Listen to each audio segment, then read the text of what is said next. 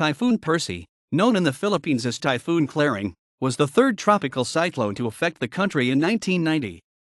The fourth and the last tropical cyclone to be formed in June of the 1990 Pacific typhoon season, Typhoon Percy originated from an area of disturbed weather spawned by the western Pacific monsoon trough on June 20. That same day, the disturbance was classified as a tropical depression as it slowly organized, and on June 21, the depression obtained tropical storm intensity. After initially tracking westward, Percy turned towards the southwest while slowly deepening. During this time, Percy affected several of the Carolina Islands. 30 homes were damaged and airline services were halted in and out of Yap. Farther south-southwest, 7 homes were destroyed on the Ngulu Atoll. Furthermore, 1 boy was killed on Koror, where numerous homes lost their roofs and communication lines were downed. Percy then turned back to the west-northwest and became a typhoon on June 23. It then began to deepen at a faster rate, with Percy attaining its maximum intensity of 145 km per hour 90 miles per hour on June 25. 2 days later, on June 27, increased wind shear began to induce a weakening trend and the typhoon brushed Luzon, where 8 people were killed and over 30,000 lost their homes. Despite that, however, damages in the country was minor. After tracking through the South China Sea, Percy made landfall southwest of Xiamen on June 29, and on the next day, dissipated inland. In the province of Guangzhou, 4 people were killed while 100,000 trees were damaged along with 1,000 power lines. 1 person was killed in Zhangzhou. In Dongshan, 1 individual died, 4 others suffered injuries, and a third of the trees were downed. Moreover, in the province of Shantou, 95 structures were destroyed and 201 were damaged. A total of 16 people were killed throughout southeastern China and more than 100 others sustained injuries.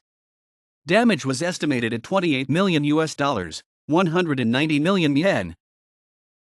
Typhoon Percy originated from the eastern end of the western Pacific monsoon trough that spawned an area of disturbed weather that was first noted by the Joint Typhoon Warning Center, JTWC, on the morning of June 20. Satellite imagery showed signs of a well-defined low-level circulation, and the disturbance was situated in a weakly divergent environment aloft along with persistent convection. On the same day, the Japan Meteorological Agency, JMA, upgraded the system into a tropical depression. The system gradually became more organized as its outflow expanded, and following a marked increase in convection, the JTWC issued a tropical cyclone formation alert on the system at 3 o'clock UTC on June 21. Following a ship report of 65 km per hour 40 miles per hour winds, both the JTWC and JMA upgraded the system into Tropical Storm Percy. After initially tracking westward, Percy turned and tracked southwestward for 36 hours, a move predicted by tropical cyclone forecast models but not foreseen by the JTWC. Meanwhile, the storm slowly intensified, aided by the development of an anticyclone caused aloft. As Percy continued to intensify, Percy began to track west-northwestward around another upper-level anticyclone that was formed in the southeast of Typhoon Ophelia, which would later merge with a subtropical ridge to its north. By June 22, Percy was upgraded into a severe tropical storm by the JMA. Following the development of an outflow channel to its south, hints of an eye became visible on satellite imagery. Based on a Dvorak classification of T 4.0/120 km/h, 75 miles per hour, the JTWC upgraded Percy into a typhoon on the evening of June 23, with the JMA subsequently following suit in the morning of June 24. After moving away from the Carolina Islands, the typhoon began to intensify at a faster clip as an outflow channel to its north opened, even though the eye was initially ragged. On the evening of June 24, the JTWC raised the intensity of the system to 200 km per hour 125 miles per hour. Early on the next day, the JTWC estimated that Percy obtained its peak intensity based on the Dvorak estimate of T 6.0/210 km/h, 130 miles per hour, and a clear eye. Meanwhile, the JMA reported that Percy attained its maximum intensity of 145 km per hour 90 miles per hour and a minimum barometric pressure of 916 bar, 28.3 nhg. Increased vertical wind shear took toll on the storm, and by June 27, the JTWC dropped the intensity of the storm to 175 km per hour 110 miles per hour as the storm passed over northeastern Luzon. Overland, the storm weakened slightly, but remained a typhoon upon entering the South China Sea. Both computer models and the JTWC expected Percy to begin recurvature. However, the subtropical ridge did not weaken as expected and Percy continued west-northwest instead. At midnight UTC on June 29, the JMA downgraded Percy to a severe tropical storm, although the JTWC suggested that Percy was still a typhoon at the time. Shortly thereafter, Percy moved onshore around 130 kilometers 80 miles southwest of Xiamen. At 6 o'clock UTC, the JTWC downgraded Percy into a tropical storm, noting that the storm had become less organized. By June 30, both the JTWC and JMA had ceased tracking the system, which had dissipated inland. During its formative stages, Percy affected several of the Caroline Islands. The storm first passed about 75 kilometers 45 miles south of Sarl. The island of Pegalmal was nearly cut in half by the system. Taro patches, coconut trees, and other crops were almost completely wiped out. Percy came within 100 kilometers 60 miles of Yap to the south-southwest, where gusts of up to 105 kilometers per hour 65 miles per hour were felt.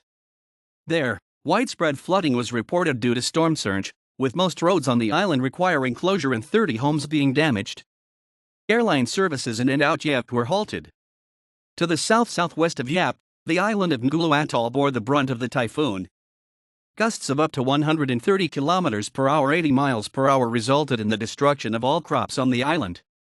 Furthermore, 7 homes were demolished while many others only lost their roofs. However, there were no fatalities. The typhoon passed 230 kilometers 145 miles north of Koror, where a boy perished when he was swept by rain into mangrove trees near his home. Meanwhile, radio towers, power lines and television lines were downed as several houses lost their roofs. Typhoon Percy was the third typhoon of 1990, and second within a week, after Typhoon Ophelia, to threaten the Philippines. In the province of La Union, landslides killed 6 people. In suburban Quezon City, police reported that a woman fell into a creek and drowned. The Philippine Red Cross indicated that a baby girl drowned and 2 other individuals were listed as missing in floods in the Ilocos region. According to the Social Welfare Department, 31,206 people and 6,143 families lost their homes. Overall, damage in the country was light. The typhoon posed enough of a threat to Hong Kong to warrant a number 1 hurricane signal briefly, but it was dropped within 24 hours. Nevertheless, a pressure of 999.4 bar, 29.51 nhg, was measured at the Hong Kong Royal Observatory early on June 29. Waglan Island recorded a mean hourly wind of 31 km per hour 19 miles per hour, with a gust of 45 km per hour 28 miles per hour. Hai Island received 245 millimeters, 9.6 in, of rain during the passage of the storm, the highest in the region. 193 millimeters, 7.6 in, fell in a 24-hour period. These rains resulted in flooding, especially in the New Territories, where there was slight damage to crops. In Kwaichung, floodwaters were 0.6 meters 2.0 feet deep, sweeping away a 10-year-old boy. 2 other villages lost power and 11 people had to be evacuated. In the provinces of Fujian and Guangdong, power lines were downed. Farm production was reduced by 400 million catties in Fujian. In Nanao, gales persisted for about 10 hours and more than 410 millimeters, 15 in, of rainfall was recorded, the heaviest in 300 years. Floodwaters there were up to 2 meters 6.6 feet deep. In Guangzhou, 4 people were killed, another was injured, and 100,000 ha, 250,000 acres, of crops were damaged. There, 100,000 trees were damaged along with 1,000 power lines. 1 person was killed and tens of millions USD in damage was reported in Zhangzhou. In Dongshan, 1 individual died and 4 others suffered injuries. A total of 30,000 ha, 74,000 acres, of asparagus were damaged. 1 vessel was sunk and 7 more were damaged. 1/3 of the trees there were downed. Damage in Dongshan was estimated at 27 million yen, $5.7 million US. Elsewhere, 270,000 ha, 670,000 acres, of farmland was flooded, including 174,000 ha, 430,000 acres, of rice and shantou.